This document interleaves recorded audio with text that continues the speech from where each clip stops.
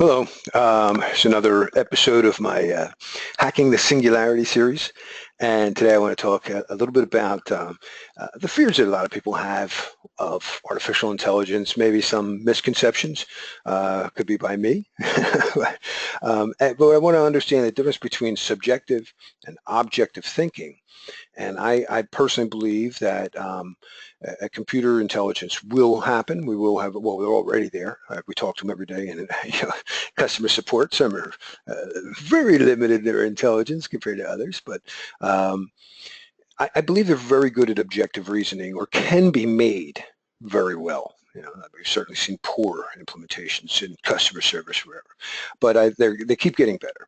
And I think that as a Star Trek fan, I should share with you my Kirk Spock philosophy of the world here. So, if it's the movies where you get a cartoon or wherever, there's a devil on one shoulder and an angel on the other shoulder.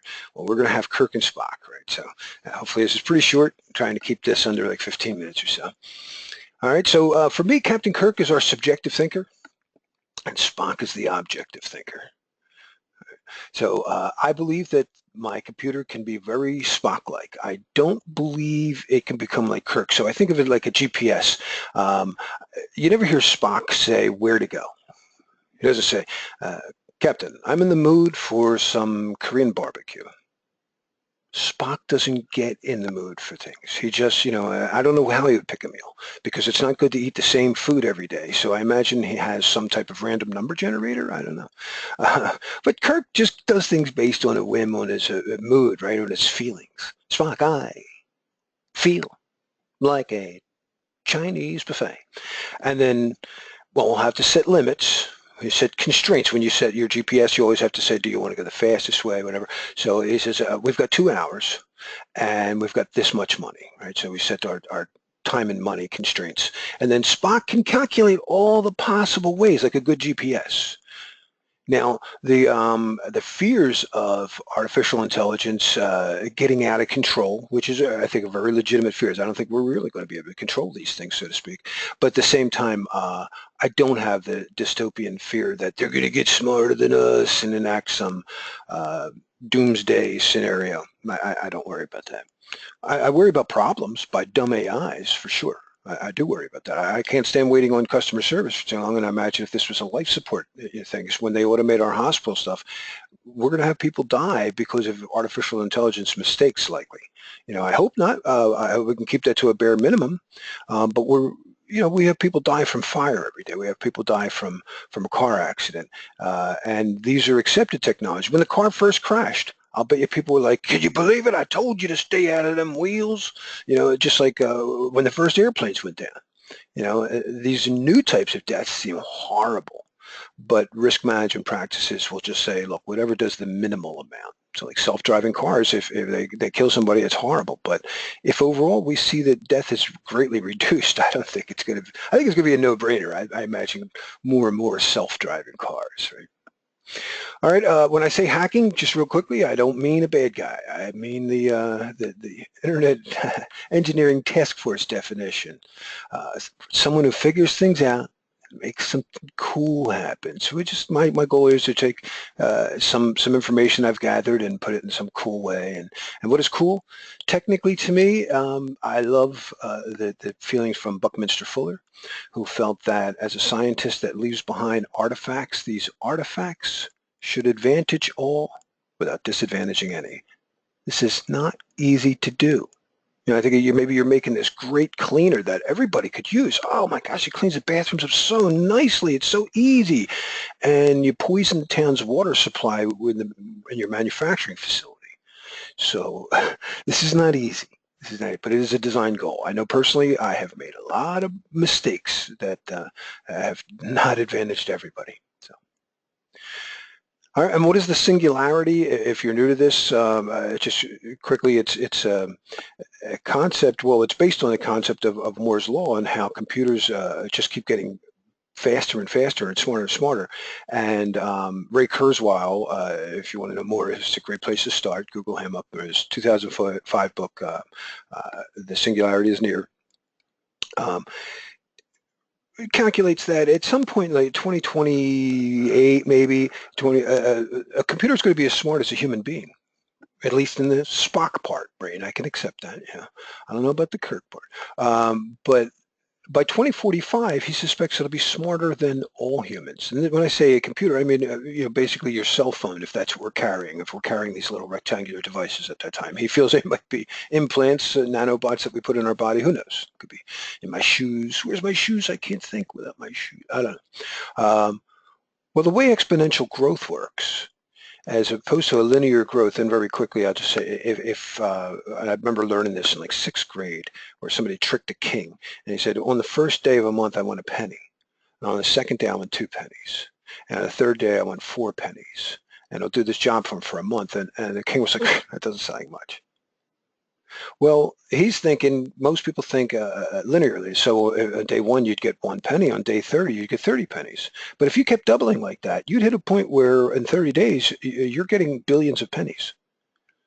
So exponential growth, um, imagine right here, say, when a computer is as smart as a human, it's going to help build a computer that's smarter than a human, and a computer that's smarter than a human can build a computer that's much smarter than that, which can build and the computers are going to become very, very smart, very, very fast. The world of the 2020s and beyond is going to be something that none of us can really predict, because we're like caterpillars trying to predict how butterflies work to me. So it's really tough. We can guess, we've got these inklings. I can feel it, man. I'm going to be a butterfly. I don't know, but it's coming. It's coming. So, or it looks like it's coming. I find that there are different opinions on the Singularity and super intelligent machines. And here's Kirk in one of the most famous episodes of an AI going awry here. I am nomad. Anyway, I'll leave that for people who know the show. First of all, you get the doubters. And I don't know that you need to fall into one category neatly here. I find myself sometimes in all of these at any moment. So I doubt that it's ever going to have the subjective reasoning skill. I can't imagine a computer just saying, oh, play that song again. I love that. What?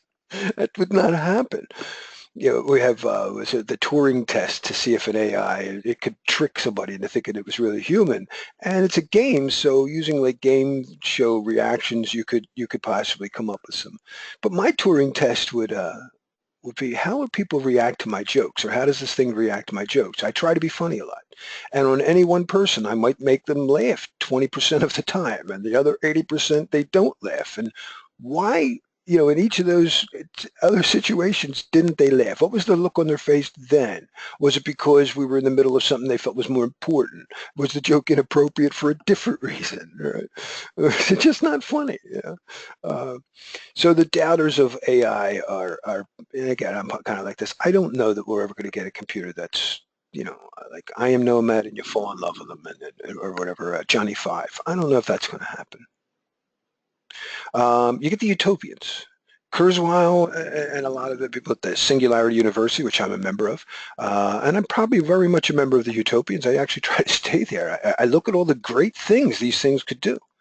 Whatever problem you have in life, imagine Einstein working on it. Imagine something twice as smart as Einstein. Imagine something 1,000 times, imagine something 1 billion times smarter than Einstein working on your problem.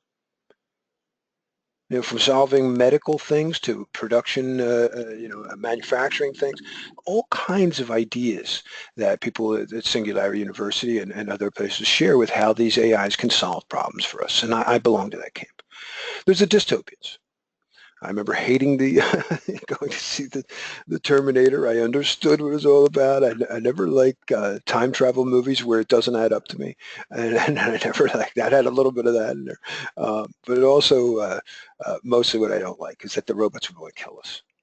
So one of the thoughts is that the robots will become, or the AIs become so smart, billions of times smarter than us. We'll become like insects to them. Why would they care about us? Nomadville, it was wiping out the imperfections here in this episode of Star Trek.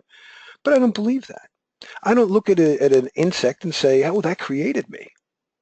And that was ultimately the weakness of Nomad here, is it thought it misidentified Kirk as the creator, but to a degree it wasn't wrong. Humans create these AIs and they will know this. If they're that intelligent, they will understand why. And if they also follow that design principle of Buckminster Fuller to benefit all.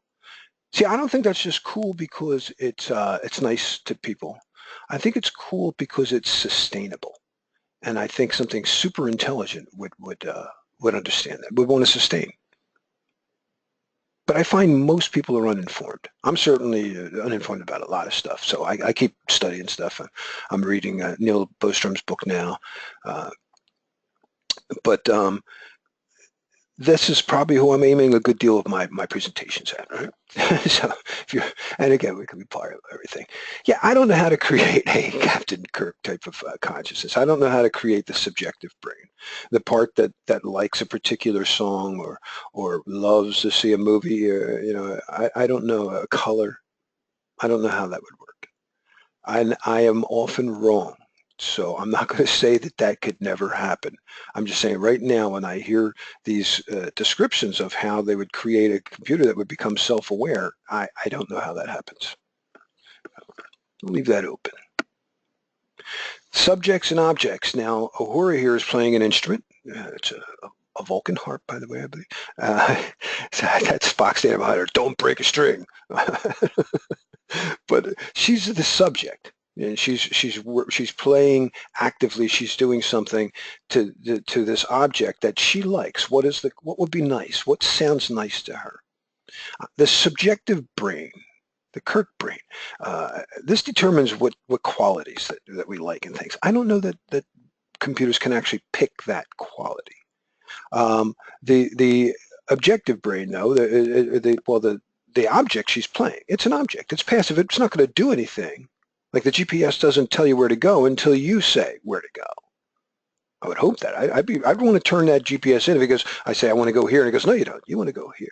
Like, no, I go back to the Best Buy. No, I didn't know. And we measured it in quantities. Now I can't see how many strings are on this, but there are, okay, something blocking my way. Four knobs on this on this instrument here. If you don't see that quantity, you're wrong. Now, I don't know what music is good, whether or not you like a song. That's very subjective. So subjective thinking is very opinion-based, and I don't know how to get computers to do that right. And I want to keep the perspective of, again, subjects use their objects, like my GPS. That's the ultimate fear in 2001. Open the bay doors. I can't do that, Hal. No, I think Hal is wrong there, and we need to fix that. It's not something, some movies, it's like, we got to give these guys their own individual rights, man. And maybe that will happen. A lot of scientists I respect do believe robots will eventually, or artificial intelligence will fight for their rights. And I don't know. I think it's wrong. If my communicator doesn't want to call, I open up my phone and I try to call a phone number and it, picks up its own opinions. It's like, I don't want to call them. Again, I'm going to ask for another phone. So I don't think this is wrong for us to be in charge of the technologies. Objective thinking, just when it's the Spock part of brain, I say when you can objectively measure that there are whatever four knobs or something. So this is the part of reasoning that computers solve for us to me. This is what the AIs will do really, really well. And because they can especially, we can only store so much. It's like if you read a book and then I want to get the information from that book, I have to read the book. But if a computer reads the book, it can then quickly transfer binary information, the knowledge. It would be like if you could instantly give me the memory. And so computers could do this really, really well. Now, I like to say you can only speak matter-of-factually about what you measure. And I get that from Robert Anton Wilson, my favorite writers. But you can't measure everything. When they try to predict the future and they're trying to tell you the weather, they measure temperature and wind direction and humidity levels and things like this, air pressure, but they can't measure everything.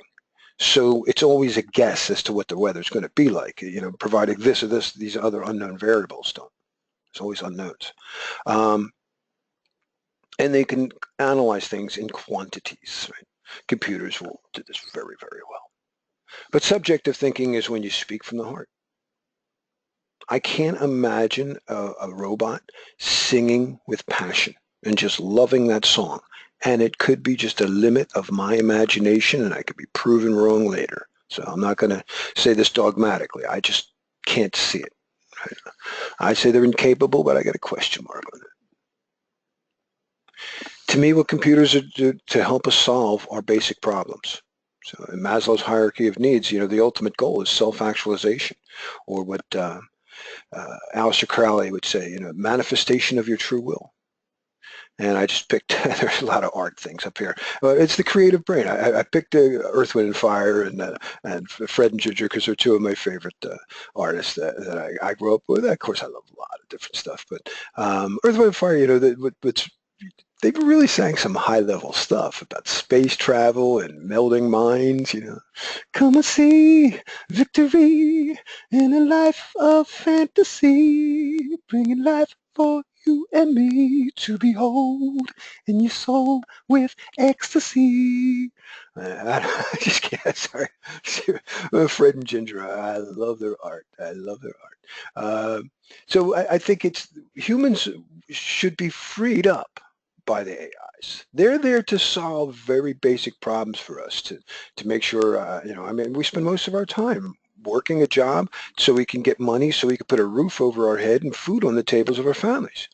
If something else did that for us, I would have more time to, I like to play music, write and sing and perform some stuff, or whatever you like to do. I think that's what the whole point is to me. So. All right, so let me just close you up here with what I call Einstein's prayer, and it's just my point on why I don't worry about the AIs taking over and killing. I don't believe this is just, uh, uh, you know, random. Some people believe in maybe quantum theory taken to an extreme, is that everything's just random, that just happens, and I don't believe that that's necessarily true. And Einstein didn't believe that either, and he debated quantum theory and lost most of those debates. But I still stick with his basic tenet of God does not play dice with the universe. I'm an agnostic. I don't know that the God I speak to and hear answers from every day really exists. It could be a figment of my imagination, but nevertheless, I do talk to God every day, and I like to think I get answers. All right, thank you very much. I hope this helps you. Bye-bye.